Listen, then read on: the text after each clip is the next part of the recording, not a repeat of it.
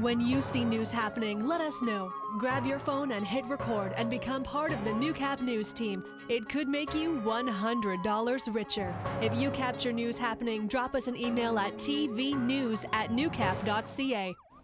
With Colonial Days starting on Wednesday, organizers for the Beef Pen Show are looking for more competitors. The stage is almost set for the heifer, steer, and junior beef shows that are taking place next week. Entries for the competitions are still currently being accepted.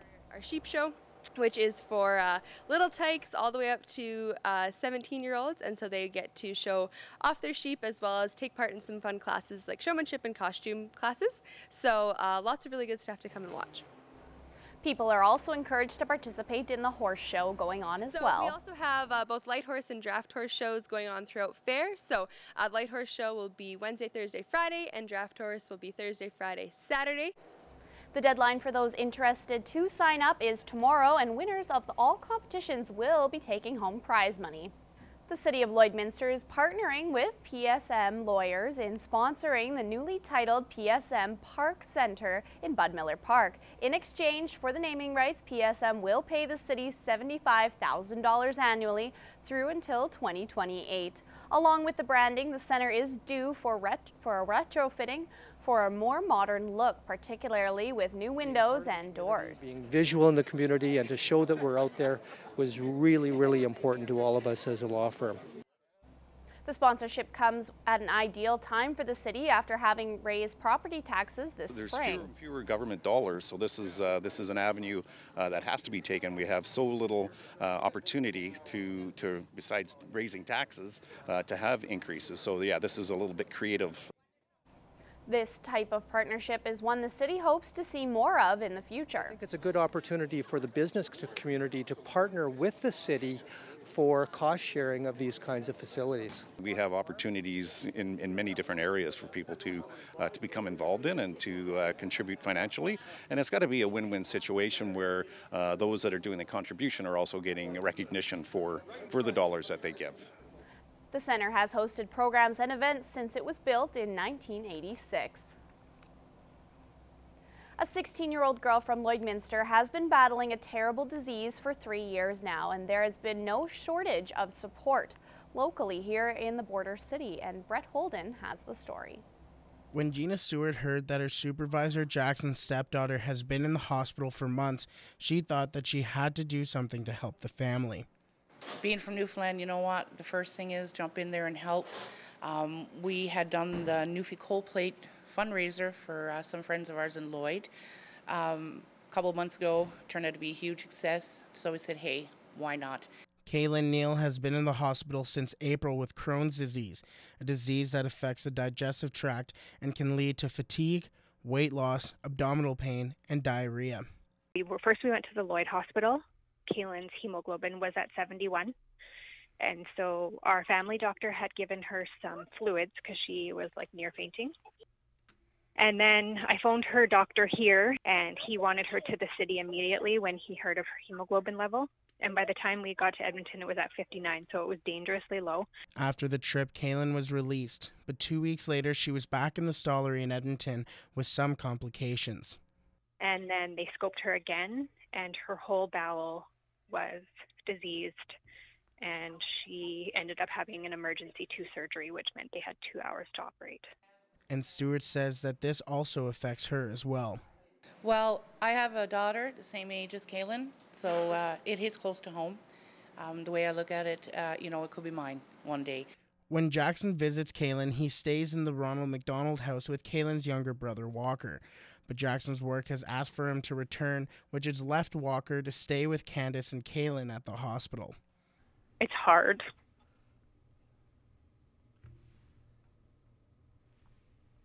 It's super hard. I can go to the Ronald McDonald house at any time.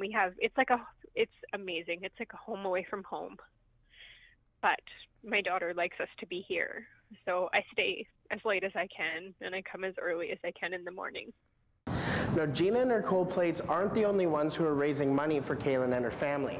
Dark Hour Inc. is having a flash tattoo sale on July 29th. Brewhouse is having a steak night on August 2nd. And there's also a GoFundMe page for Kaylin and her family.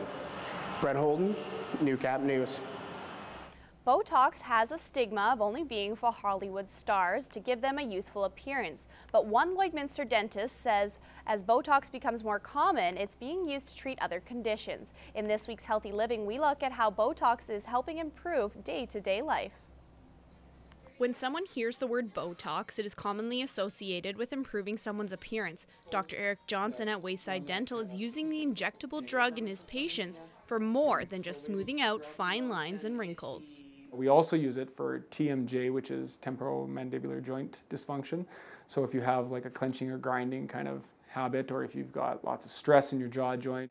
Dr. Johnson says many people clench or grind their teeth while sleeping, and Botox can help reduce these symptoms. When you're clenching and grinding throughout the night, you're creating a lot of stress in your jaw joint, which can then cause you a lot of pain and tenderness up in your ear and your temple, and also in your muscles down in your cheeks. So what we do is we inject that Botox into those muscles. It causes the muscles to be relaxed so you can't physically clench and grind as much. Many patients wear a night guard to help reduce grinding or clenching symptoms, but Dr. Johnson says Botox can be a preferred treatment for some. Some people can't use like a night guard appliance. They find it's too much stuff in their mouth. If they're a gagger, they have troubles keeping things in their mouth. They can't sleep during the night with a appliance or night guard. Botox is an isolated, purified protein. It can be injected into many areas of the body to relax muscles and lasts 3 to 4 months. Dr. Johnson says it's not commonly used in children, and most patients are over the age of 21. There's no maximum age, as far as I know, that can use Botox. Obviously, there are certain health conditions that you don't want to use Botox with. If you're pregnant, there's one example that you wouldn't want to use Botox with just because of the side effects. Dr. Johnson says not every medical professional can give their patients Botox. There is specialty training to be able to administer the drug.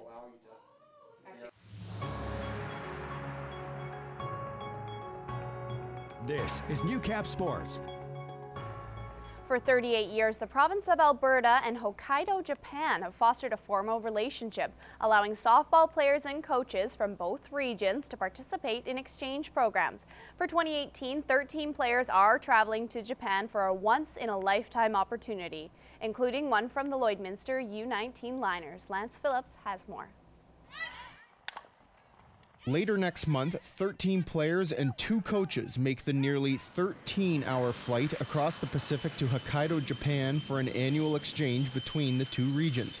Amongst the 13 players is U19 Liners pitcher Lauren Pollard. I'm feeling, I guess, anxious to see what it's like, but I'm really excited too. It's going to be a really good experience, for life experience and for the sport too. There are so many facets of the trip that will be first-time experiences, but one opportunity may prove the most memorable. I'm excited to gain the knowledge of the Asian ball and stuff, because we've played in the States, we've played in Canada, and we know what our ball's like, but we have never played teams like that to see what their ball's like. So I'm really excited for that. She's going to be exposed to a really unique, distinct way of how the game is played. We play the Americans a lot. But really, we play the game the same way as the Americans do. They're a bit better than us, but we basically play the same style. But when you get over to Asia, the Japanese, they approach the game in a far different way than we do. But how many differences can there be between the 2 nations when it comes to gameplay? You might be surprised. Speed. When we go to Canada Cup in the summer, there's Japanese teams there, and that's a big thing. We see lots of slappers and bunters. It's actually really awesome to watch. They are the masters of beating teams that you would think are better than them, but they score runs without getting hits. They do all the small things right defensively. Their dedication to their craft is a culture they're so effective at. While Pollard is the only Lloydminster player making the trip, her nervous feelings may be tempered by the knowledge that of the 2 aforementioned coaches, one is U16A Liners coach Tracy Blanchard.